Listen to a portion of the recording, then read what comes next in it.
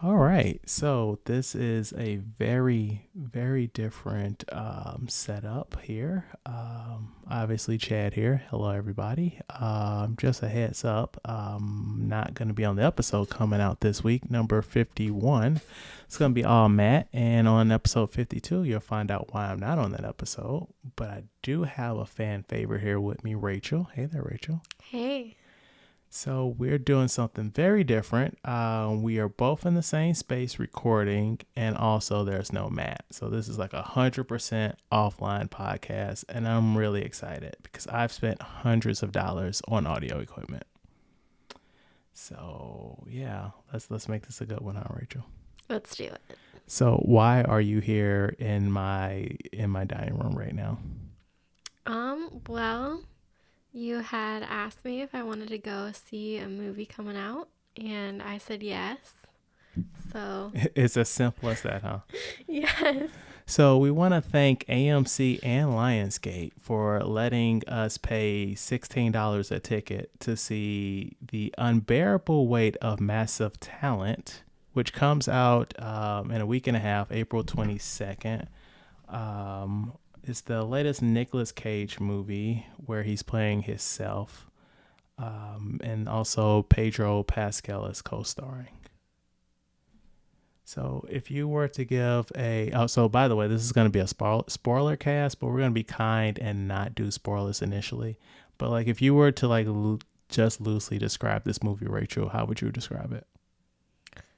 Um, Probably Nicolas Cage being himself with his family problems and then taking a job, you know, just to have a job to work and then kind of doubting himself along the way and meeting this person who becomes his really good friend, but then, other things happen that make the plot more Hijinks, interesting. hijinks ensue. Yes, to use that phrase, hijinks ensue for sure. So just to get a little spoilery, so yes, Nicolas Cage is playing himself, and there's a lot of references to previous Nicolas Cage movies, and he's like not really getting work that he's happy about. So he takes a job where a rich person offers him $1 million to come to a party. And so he does. And it turns out that rich person is most likely a drug kingpin. That the Something like that, and potential kidnapper. yes. And so the CIA get Nicolas Cage to basically be a spy on the guy. And it turns out that the guy's not actually a kingpin, it's his cousin. But hilarious hijinks ensue. What did you think overall of this movie, Rachel? I thought it was fun.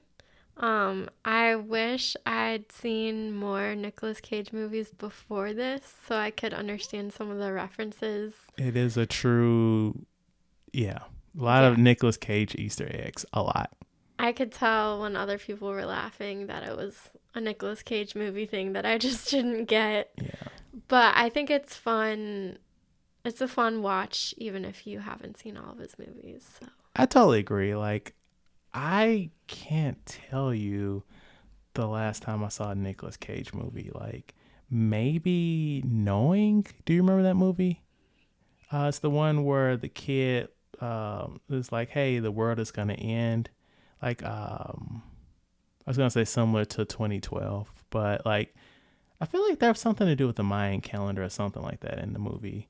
And it was one of those movies for me where like it started off and it was like a 5 out of 5. Like, this is like a perfect movie. Like, you're just crushing it. And the longer it went on, the more crazy Nicolas Cage got and the worse the movie got.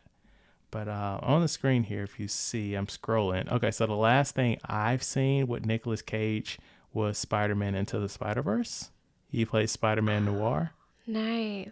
Have you seen that or anything on his I IMDb as I'm scrolling? I saw it at work when I still worked with kids, so I don't count that because we didn't even finish it. Okay. And, I was wrangling kids throughout, so but I actually so I had asked you before this, does it matter if I don't have a lot of context with Nicolas Cage? And what I meant was, I don't know if I've actually seen a movie with him in it. What? Yeah, which is kind of crazy because he's done so much. But I really can't recall a movie that I've seen him in. So. You've never seen Gone in 60 Seconds? Or even Family Man? Family Man seems like it'd be up your alley. Nope. I think I might have seen bits and pieces of, what was it, Ghost Rider? Yeah, he did 2 of those. Yeah, but not a movie all the way through. This is my first one. Okay. I would say Snake Eyes that he did in 1998 is probably in my top 3 favorite movies of all time. I love a good mystery. Wow. And top 3 movies of all time. I love mysteries and misdirects. And you come back and you're like, oh, okay, I did not realize that was happening in this movie this whole time on the second viewing, you know? Yeah. But jumping back on track here.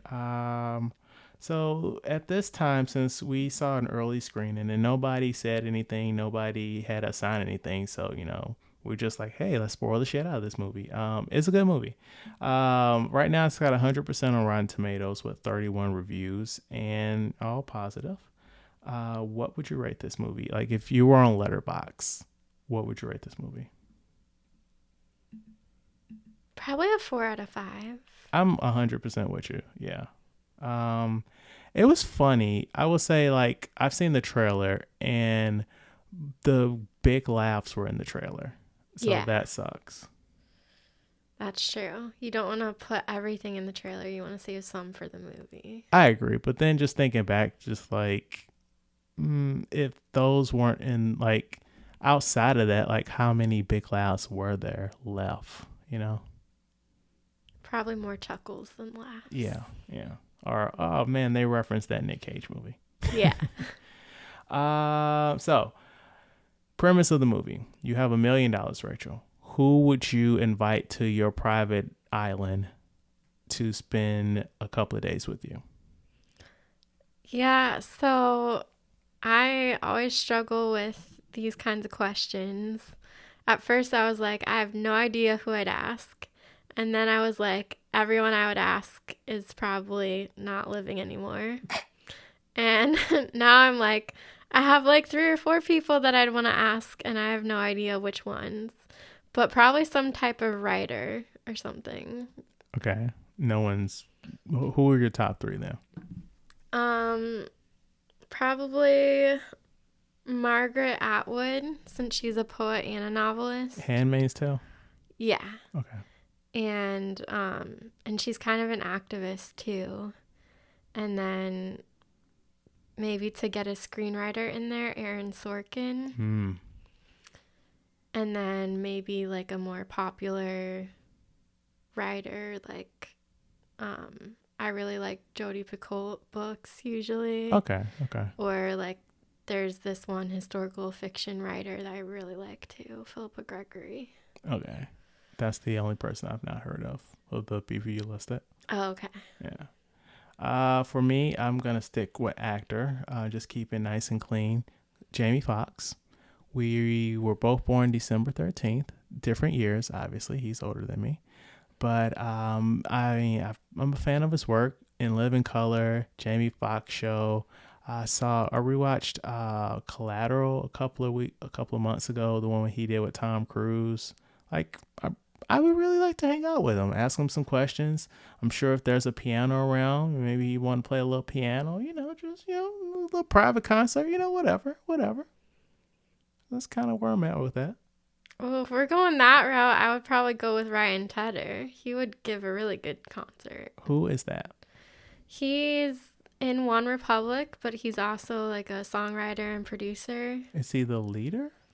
He's the lead singer. Okay, so he's the Adam Levine of One Republic. Yeah, and he writes a lot of their songs. I don't know if I want to say all of them because I'm not sure if that's accurate. Okay. But a lot of their songs. Okay. At least. Okay. I'm not familiar with that guy, but okay. I mean, I'm familiar with One Republic, but I couldn't tell you any of their names.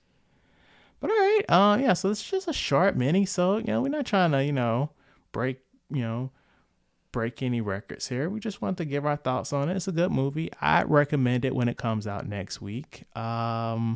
It's a fun time.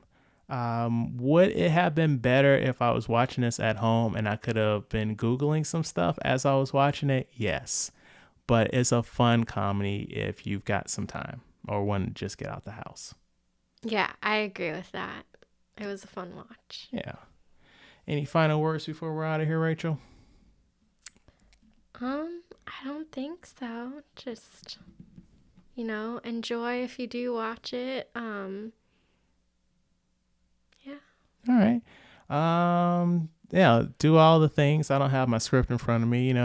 We used to talk pod, Instagram, Twitter, TikTok. Yeah, we got a Facebook. We used to talk about this at work. Rate and review those things of that nature. Also, episode 51 is going to be Matt and Laurent, and they're going to talk about the movie only in theaters, The Outfit. So check that out, and thank you so much for listening.